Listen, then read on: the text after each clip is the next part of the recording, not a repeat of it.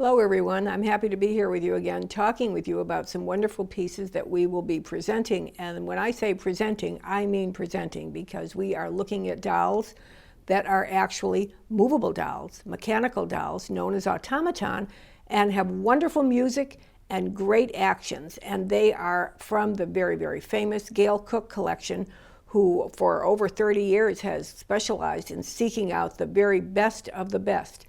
And when Gail Cook decided to expand her collection from simply her fabulous antique bisque dolls, of course, which she still maintains in her wonderful museum home, she decided to move into automatons, and one of her criteria would be slightly different than many people who collect automaton. As she related to me, she wanted to find dolls that had exquisite bisque faces and wonderful costuming, as well as having the very, very intricate movement and music that have traditionally been sought in automaton. The Golden Age of Automaton was in Paris during the late 1800s, really about 1860 to, say, 1900, and many wonderful examples were created them, some of them so terribly rare that we believe they were only done on special commission, and others that were actually offered in Paris department store catalogs at the time. The very famous makers obviously had to satisfy meeting their overhead, as well as opposing real, true works of art. Many of the pieces that you're going to see here today are some of the true works of art. So let's begin with two wonderful pieces who were done by one of the premier automaton makers, Gustave Vichy of Paris. He made many, many types of dolls. He continued along in the tradition that had begun in the earlier period by Theriault, but he looked for elegance in the pieces he did, and very lush and wonderful ones. One of his favorite pieces, I'm showing here on the left, was the Walton Couple. Now, the Walton Couple had been made as early as 1850 by Theriault in Paris, and it was a very popular theme that was continued. It was made in papier-mâché, and then later it was made in bisque, and it was made in small 13-inch sizes, and in very, very rare exceptions, it was made in the grand size that you're seeing here, using beautiful bisque portrait faces by French bisque porcelain doll makers of the time, and then put on these wonderful pieces. Very, very intricate construction and imaginative. When you look under the woman's skirt, you can see the metal cone in which is hidden all of the intricate mechanisms of the piece. And by the way, if you look right there, you'll see the little brass label that says Vichy of Paris, which is something always to be hoped to be found on these pieces. They're not always found, but this one has it. The woman supports the mechanism. The man, if you notice his feet, they are slightly raised from the ground because he is supported to the woman by a metal hinge rod that runs between the two of them. So when she is wound, music plays and they will twirl around. He appears to be leading the dancing, but in actuality, it's the metal cone under her skirt with the hidden wheels that is doing it. Now I'm going to turn it on and work. I will tell you, I can't guarantee how it will work. The piece works beautifully, but when it's on a wooden tabletop like this, sometimes it needs to be on one of those really elegant French Aubusson tapestry carpets instead of this wooden one. So let's turn it on and see what happens. You're going to see beautiful gliding waltz music and watch them glide. And I'm going to catch them if they fall.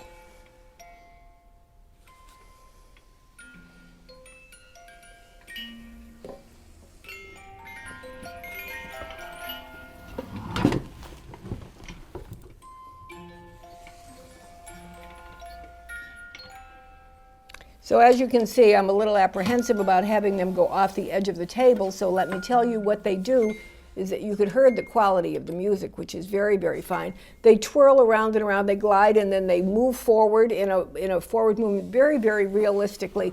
The way they're posed is always quite beautiful, with the hand held in the very, very classic position of the hand in the formal waltzes, and stunning costuming. I'm particularly taken because I love soutache embroidery, and I'm particularly taken by the embroidery on the back of his costume and the back of his shoes. Let me tell you something. Many collectors say, doll collectors say, oh, I don't collect automaton. What I want to tell you, and I'm going to repeat it over and over when I'm talking to you, you may not collect automaton, but you if you owned this piece, you would have two beautiful fashion dolls from the period, and that can be purchased at a price that would be less than the cost of the fashion dolls in these exquisite costumes. You put these in a centerpiece display in your home with other dolls around them, and it is an absolutely stunning, stunning presentation. So this is the first of the pieces I'm showing you by Gustave Vichy.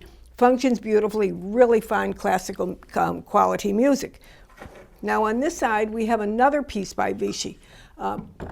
Gail told me that one of her things in seeking the dolls was she was always looking to find the beautiful portrait faces when they existed on the dolls. And you'll see that occurring over and over again, this wonderful portrait face by Gemot. We have here the beautiful piano Watteau lady. Antoine Watteau was a romantic painter. About 1700 was his time period, and he did these very pastoral, idyllic scenes of the aristocracy in their very elegant silk costume, very often walking the fields with their sheep. You'll see another one like that. But he had this very romanticized image of the aristocracy. Ironically, when he was revived at the end of the 1800s, he was really not very popular at his time period, but at the end of the 1800s, when his work was revived in what was known as the Rococo revival movement, the French automaton makers leaped upon this because this was their just wonderful romantic image they wanted to present of the aristocracy, and made beautiful things such as, for example, in this piano harp that is the lady is playing, you see these beautiful paintings on the side of flowers and music and the gilt ormolu trim, and very, very fine. She sits before the piano in her beautiful silk gown, and she's going to do several things, so let's watch and listen.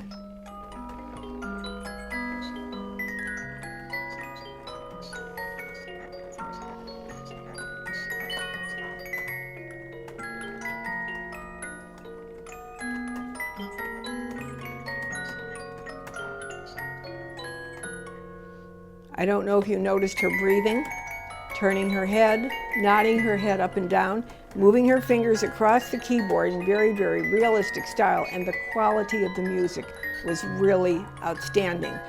This piece was presented by Vichy in his catalog as Piano Watteau, the elegant lady in the Watteau pastoral scene of aristocracy.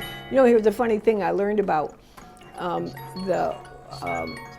both Watteau's paintings himself, and also this could continue to be true with these wonderful automaton that were done by Vichy, that even though they pictured the aristocracy, that was not the clientele. The clientele was the bourgeois or the nouveau riche of the time, who wanted to project their homes and their persons with this very, very elegant view of France's aristocratic past. Gustave Vichy continued to produce very, very luxury pieces, and we have several others from the Gail Cook collection, very, very fine. I'm showing here this wonderful gentleman. This face, to my knowledge, does not appear on any other doll or automaton. Now this is important because many of the times when the automaton makers would commission the porcelain doll firms or the porcelain firms in general to produce a custom head to use for their automaton, something that would really recreate the motion they were trying to show. In thinking of what would be economical, the doll makers would then simply make a few changes to the construction of the head and reproduce it as a doll as well, a classic doll. In some rare cases, this did not happen. Now, whether this was because the makers said, no, this is exclusive to us, or whether because they just never did, we don't know. But when we do find one like that, it's very rare. And this is a very, very stunning gentleman. Again, with the sculpted mustache. Look at the detail of the sculpting, including the double chin. Very, very fine quality of bisque. And I'm even going to turn it a little bit this way so you can see the structure of that nose. Very, very different. He has the impressed wrinkles on his forehead and exquisite painting with a painted row of teeth, and he's smiling. Now what is he? Well, he's a street organ grinder. Well, come on. This guy is really fancy. So once again, we have the idea of the automaton maker dressing up a classic performer in a very, very theatrical way, very superb silk costume, and I do want to turn it all the way around so you can see exactly the wonderful detail of the costume That goes all the way around the piece. Now the gentleman is standing on the street with his, believe it or not, rosewood piano, no simple things for this street organ grinder. He had the very, very finest wood on his organ grinder, and now let's turn him on and watch what he does.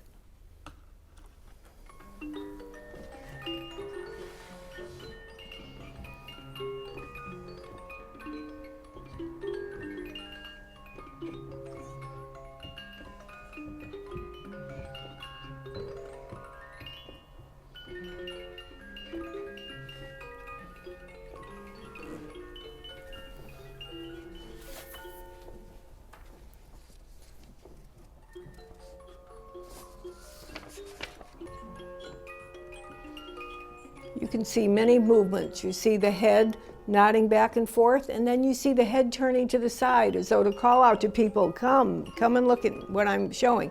You see the dolls, a wonderful pair of dolls pivoting, dancing on the top of the organ grinder. Obviously beautiful music is playing, and in the final touch of reality, his right arm is turning the organ grinder wheel at the back. In some very felicitous moments, the doll makers combined with working with the automaton makers to produce a very, very special doll. And this is an example. In the early 1880s, Emile Jumeau introduced his very, very famous doll, known today as the Jumeau Triste, with a very classic, sad, pensive-looking face, the face modeled by Carrier Bellers of Paris. Evidently, Gustave Vichy thought that was a pretty wonderful face too, and in this very, very singular use of the Jumeau Triste face, the doll was made with its custom flat-cut neck to appear on this little example right here, known as the Bébé Triste, with her toy theater and dog, a little surprise dog in a basket. We have an example here from Gail Cook's collection with this very wonderful, albeit frail, wonderful original silk costume. And before we show the performance, I'm going to turn it around so you can see. By the way, this is the classic Vichy key and their stop-start lever. And we're going to turn it around so you can see the costume all the way around the back. She's standing on that wonderful velvet-covered wooden base, and very, very beautiful face.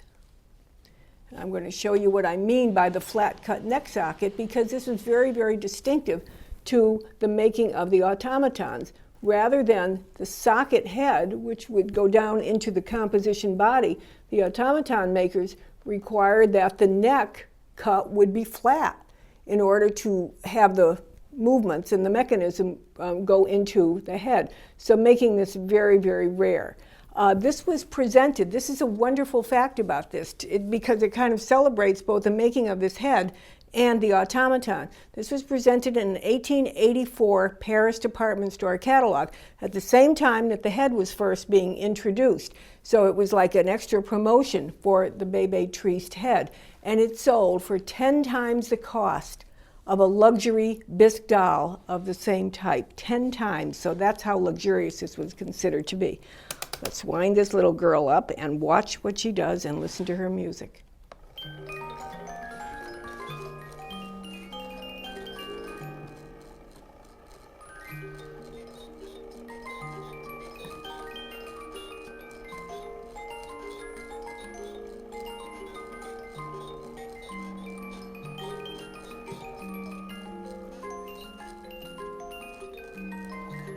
Waving his little paw.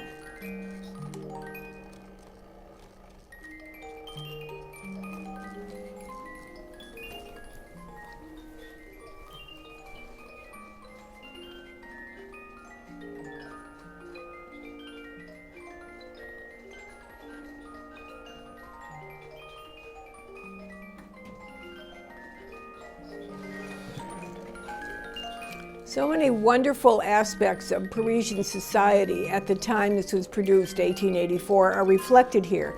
There is the love of pets. She carries her little pet dog in the basket, but you don't know he's there until her movement comes, that she lifts the lid, and there's the puppy, and what is he doing?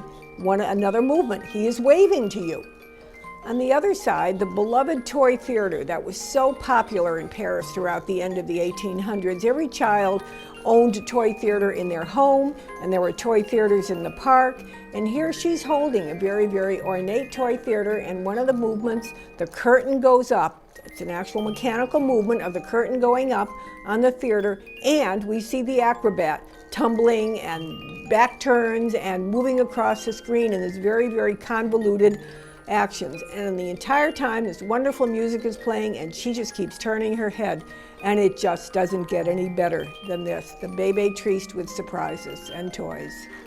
One of the French automaton firms with the greatest longevity was that which was begun by Jean Roulet, beginning in the about 1860 to 1865 period. By the time 1880s came, he was making a series of wonderful portrait-faced automaton makers, and this one very, very ingenious in the different kind of movements it has. Cast your eyes on, first of all, your beautiful portrait lady with her wonderful costume, and then arising from her is a similarly matched little bisque-head child who's balanced atop the ball of this tall brass rod and who holds a tambourine in his hand. She holds a fan in her hand, and now let's watch what happens when we turn this on.